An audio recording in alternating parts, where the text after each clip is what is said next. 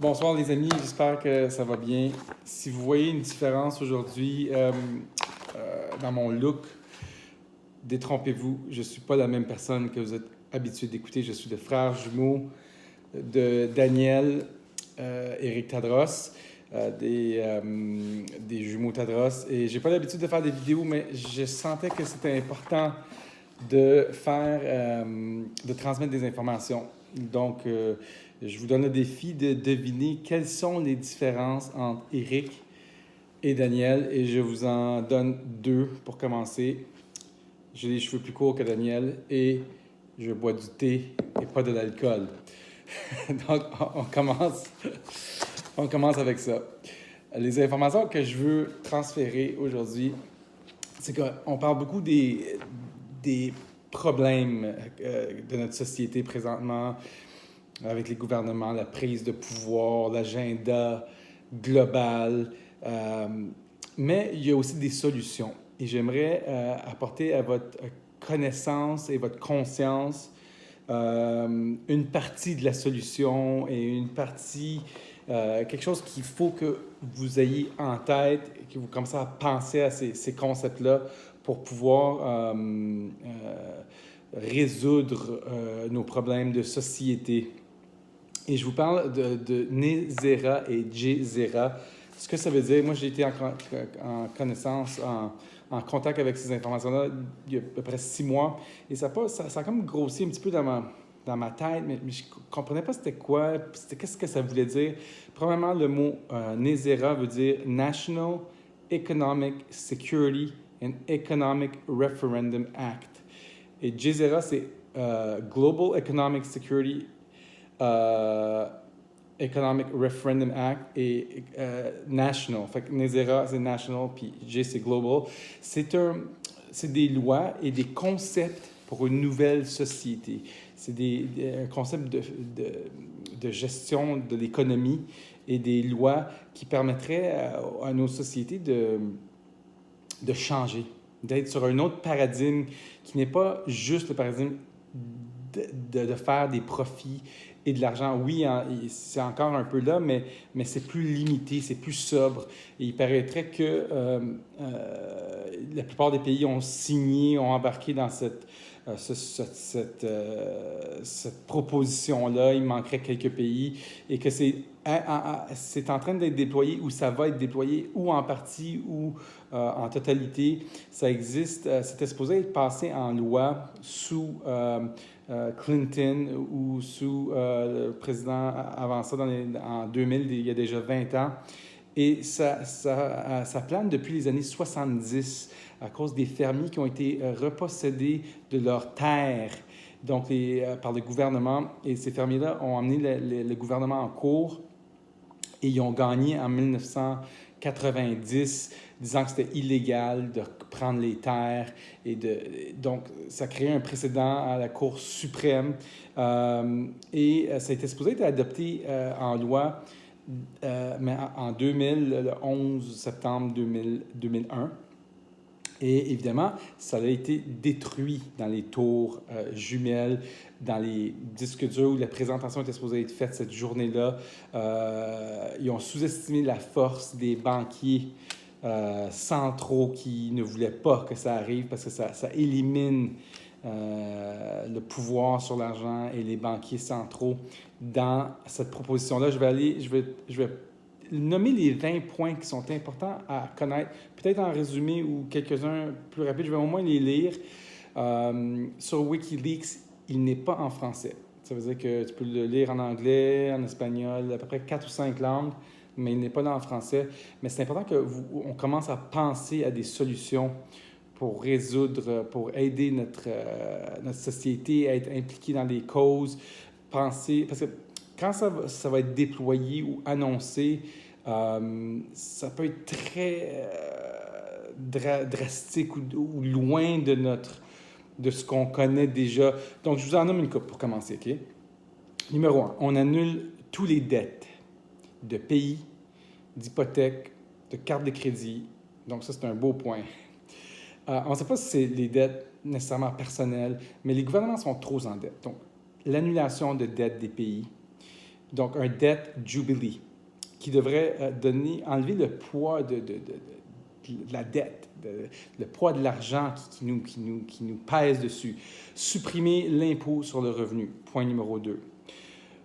Supprimer le IRS, ça c'est pour les États-Unis, donc, mais juste garder la taxe de vente à 17 %. C'est ça qui est proposé. Donc, pas de taxe sur le revenu, pas d'autres taxes, mais une taxe de 17 %. Je ne sais pas comment ça pourrait s'appliquer au Québec parce qu'on a déjà une taxe de 15 %, mais sur le plan national, NESERA, National Economic Security Referendum Act, c'est ça qu'ils proposent. Donc, créer une taxe forfaitaire de 17 %, okay, c'est numéro 4. Avoir un plan qui s'occupe des personnes âgées au niveau d'un financement, une des sommes qui sont amenées vers les personnes âgées. Et ils veulent financer en passant ce projet-là avec ou la crypto-monnaie, ou en partie avec la crypto-monnaie. C'est pas mentionné ici, mais c'est ce que j'entends. Et aussi des fonds qui sont comme des trilliards de dollars qui sont en or. Dans quel pays? Je ne l'ai pas ici. Ça va me revenir, mais il y a un pays qui détient beaucoup d'or, que lui contribuerait son or pour mettre ça en œuvre. Donc, de l'or, ou peut-être le créateur de Bitcoin, le premier créateur de Bitcoin a déjà des milliards de dollars. On ne sait pas c'est qui. C'est peut-être pour ça. Là, c'est moi qui parle. Ça ne fait pas partie des 20 points de NESERA ou GESERA. Numéro 6. Retourner au droit constitutionnel aux tribunaux. Il paraît que le droit constitutionnel est très important. Je ne sais pas pourquoi, je ne suis pas avocat, mais je sais que c'est quelque chose d'important parce qu'il revient 2 fois dans les 20 points de NESERA et GESERA. Établir de nouvelles élections présidentielles 120 jours après l'annonce de GESERA. Donc, techniquement, comment ça pourrait fonctionner, c'est que Trump et tous les autres présidents descendraient de leur trône et on referait des nouvelles élections. Et à ce moment-là, il paraîtrait que ce seraient des élections plus justes et moins contrôlées. Et Trump serait élu, évidemment réélu, et certains autres présidents aussi, mais peut-être pas certains autres non plus. Donc, ça, c'est parce qu'ils disent que les élections sont toujours contrôlées, sont toujours manigancées. Numéro 9, surveiller les élections et empêcher les groupes d'intérêts spéciaux. Donc, ça s'accorde sur le point numéro 8. Créer une nouvelle monnaie du Trésor américain adossée à l'or et la faillite des États-Unis. Donc, et la faillite de plusieurs pays aussi. Parce que le pays, c'est juste une corporation, donc on peut faire... Techniquement, c'est parce qu'un pays détient beaucoup trop d'acquis pour faire faillite, mais ici, c'est plutôt enlevé. Tu sais, si on changerait le dollar canadien, CAN, à un dollar qui s'appelle Canadian Money, CDM, on changerait la monnaie, ça serait une nouvelle monnaie, puis on pourrait éliminer toute la dette qui est associée à cette monnaie-là. Parce qu'une monnaie, c'est juste une façon d'échanger. Bitcoin, c'est un moyen d'échange. Moi, je fais partie d'un autre groupe d'échange de truck. On peut échanger. Le moyen d'échange n'est pas important. C'est important dans notre pays, mais si on y enlève l'importance, à ce moment-là, il ne vaut plus rien. On peut échanger un tracteur contre une vache ou mes services contre tes services et ça devient une monnaie d'échange. Ça devient l'échange lui-même, mais il peut être représenté par quelque chose. Mais présentement, dans notre système de pays, notre argent, elle est imprimée à outrance, sans calculer, on imprime, sans avoir un adossement contre quelque chose de valeur. Donc, c'est juste un morceau de papier. Et c'est un des problèmes de notre société, c'est que les États-Unis peuvent imprimer tant qu'ils veulent, acheter des vaches au Canada, mais où ça finit? Ça finit pas. Fait que c'est pour ça qu'on parle de ça aujourd'hui. Interdire... OK, donc oui, c'est les Philippines que je parlais tantôt. Donc, les Philippines auraient beaucoup d'or. Le Canada n'en a presque pas. Les États-Unis en ont. La Russie en a beaucoup. Donc, il faut adosser quelque chose à l'argent. Depuis 1971, il n'y a plus rien qui est adossé à l'argent. Tous les pays sont retirés du gold standard depuis 1971.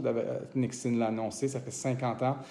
Et tout le monde s'attend que l'argent fiat ne valent plus rien. Si on ne croit plus à l'argent fiat parce que les gouvernements impriment trop, on est tous dans le caca, right? Fait que on est pas mal rendu là.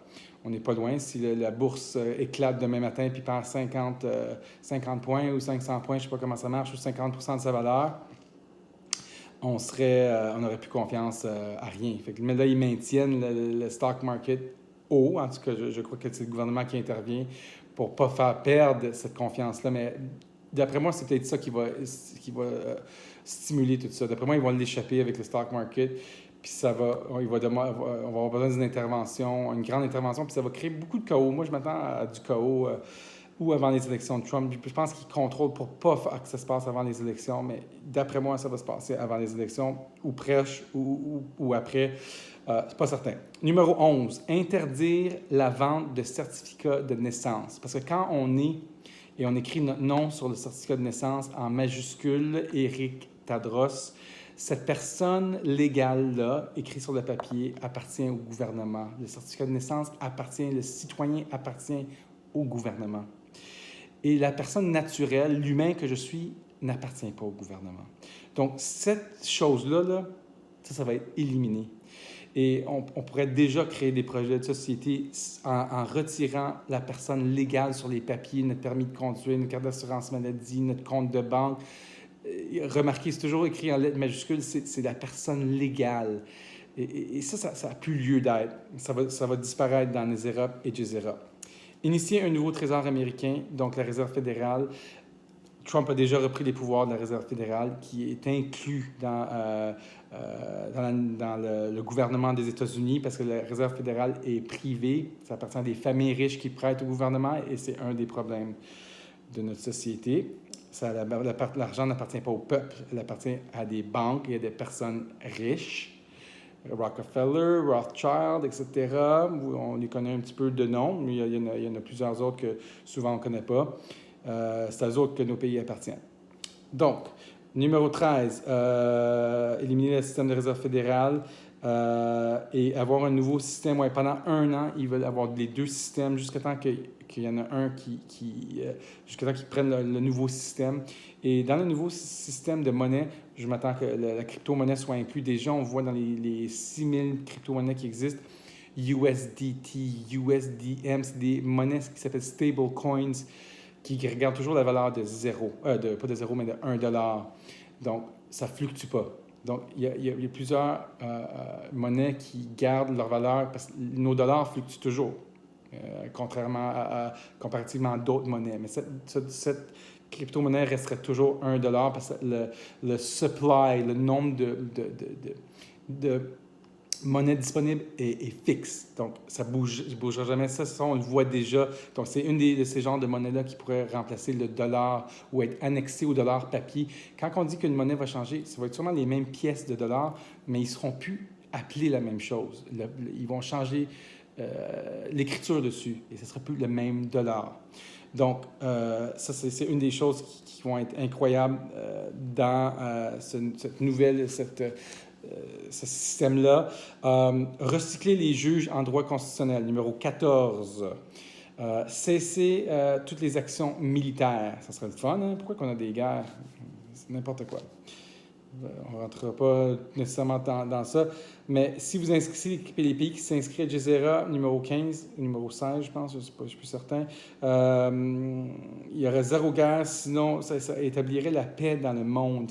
Il y aurait un système de contrôle pour ne pas avoir de guerre. Okay? Pas comme les 6 guerres sous Obama, où on a rentré dans des pays, on a renversé des leaders, l'Irak, l'Iran.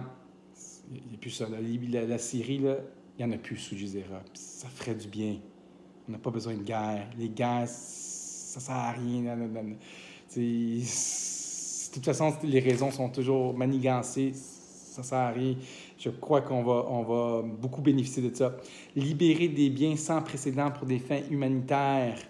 Donc, on parle en Afrique. Et pourquoi il y a des gens qui crevent de faim ici pendant on s'ostine sur le port du masque et on s'ostine sur des niaiseries, puis des gens qui crevent de faim. Il y a une inégalité dans le monde incroyable. Il y a quelque chose que j'ai manqué, je ne sais pas si c'est dans quel point ou je ne le vois pas sur ma feuille, mais c'est que toutes les monnaies de tous les pays seraient égales. Pas le dollar américain vaut 1,4 versus le dollar canadien, puis au Zimbabwe, ça vaut 0, puis dans d'autres pays, ça vaut beaucoup plus. Ça, là, toutes les monnaies auraient la même valeur.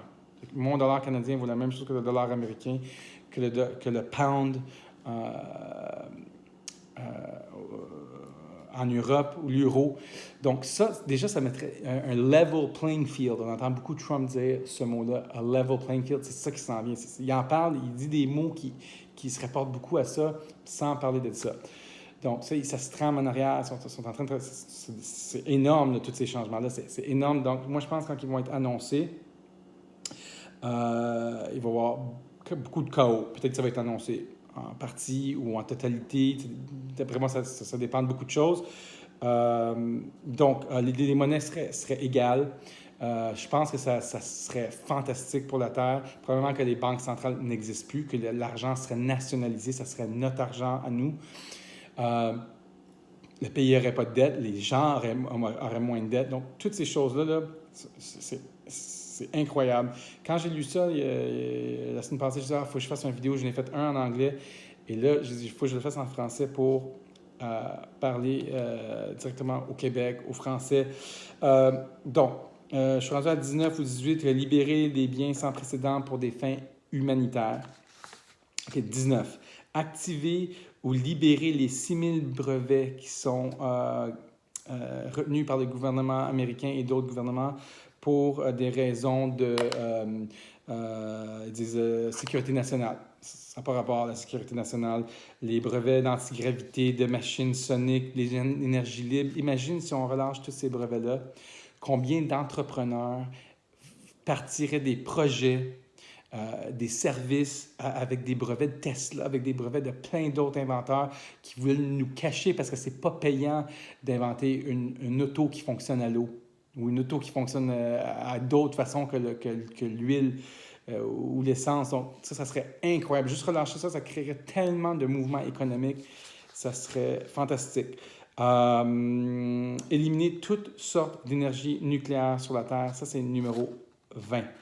Donc, j'ai passé les 20 points en rafale assez rapidement, en 20 minutes ou en 17 minutes. Pour ceux qui suivent ces choses-là, je pense que ou qui connaissent déjà un petit peu des sujets, ça vous allez peut-être vous reconnaître là-dedans. Je vais mettre des liens peut-être en bas pour essayer d'avoir des références.